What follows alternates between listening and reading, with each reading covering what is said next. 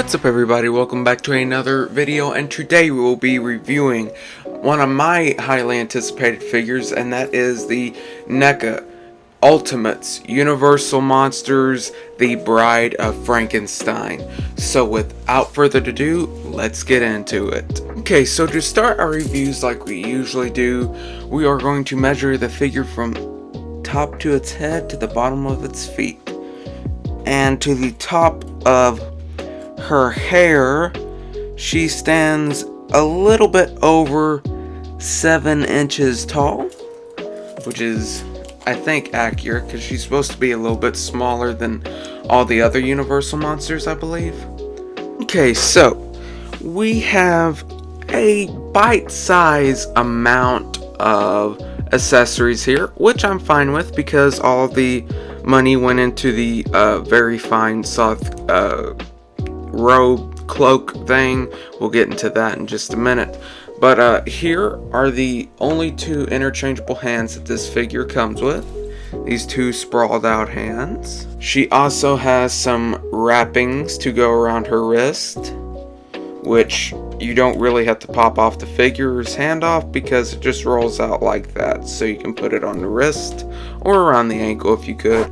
Same thing on this one. And here we have this face cover for this bandaged up head, which is a very nice head sculpt in my opinion. Let me bring this other light over here. This is a very nice looking head sculpt. Looks like her as far as I can see.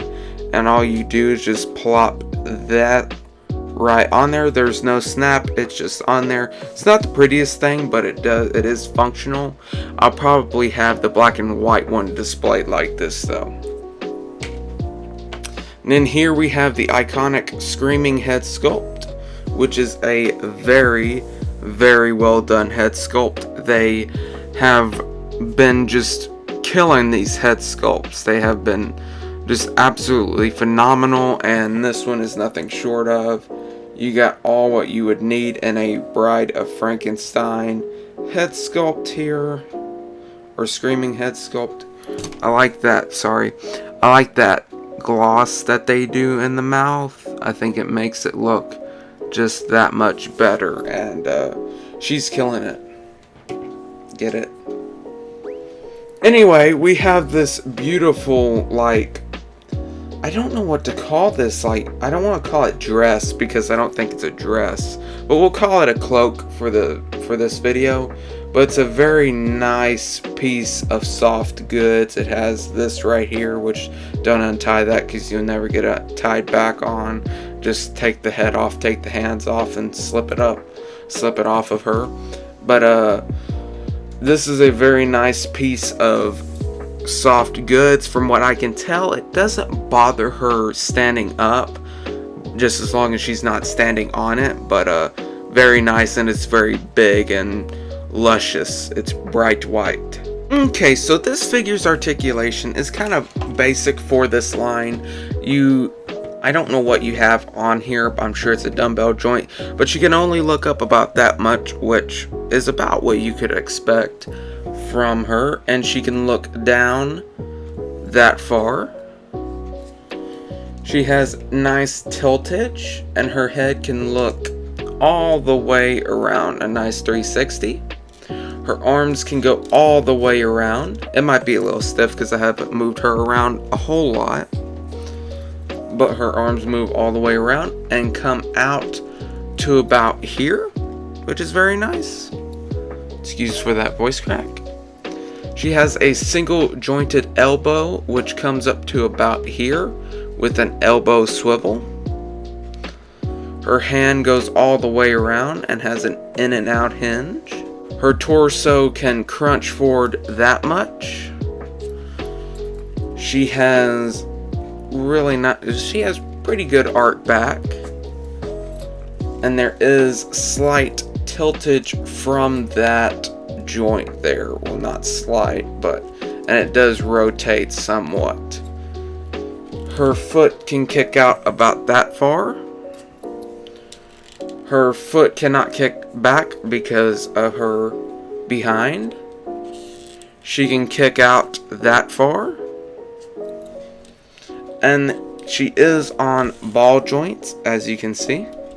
And there is like something in there that acts as a thigh swivel, which is very nice. She has single jointed legs which come up to about there. That's about 90. And she does have a swivel within that, so there's no need for a boot swivel.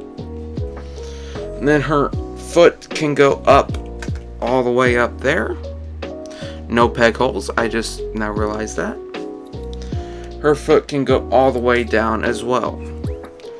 She has nice rocker.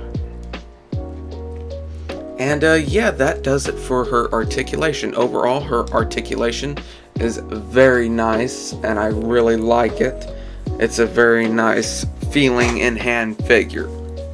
So, we are in this segment of the video that I really enjoy. It's probably one of my favorite things about the videos, and that's when we get to do a deep dive on how the figure looks.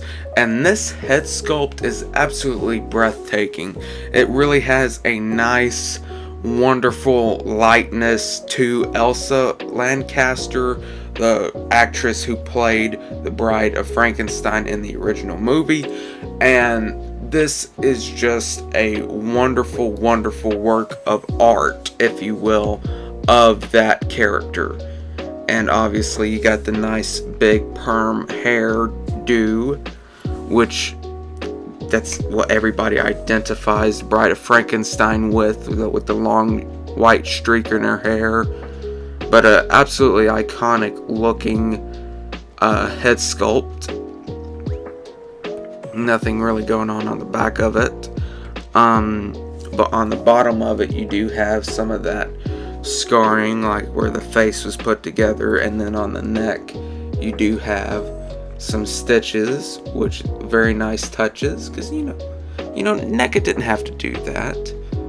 They could have just put nothing under there, but they didn't, and that's what I love about NECA figures, is they don't do anything halfway.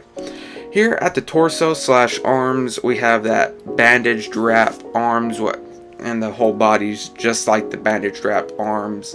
And it's very nice sculpt work on the bandages. It looks just like a bandaged wrap person, just with the head peeked out. But very nice. I like these little, when they give us these little, like, I don't know what you'd call these, like little effects, I guess, or like display effects. I like those little things that they give you, because I think it gives it more detail and more effort to make it detailed. But the hands are spot on, because that's something not really a lot of people notice, but her hands look just like this in the movie, which is very cool that NECA added that. This look of the figure is just a wonderful, and then put 5 times wonderful in front of that, and then it's just, I'm speechless, as you can see, as you can tell. But definitely beautiful portrait of this figure. I can't say enough nice things about it. Overall, I'm a huge fan of this figure, like I'm a huge fan of the movie that this figure is from. I just think that this is a very iconic character to try to capture and to really just nail it, like NECA has done here, is really something. Like, I know I'm like probably overly positive in my reviews, but this figure is just phenomenal.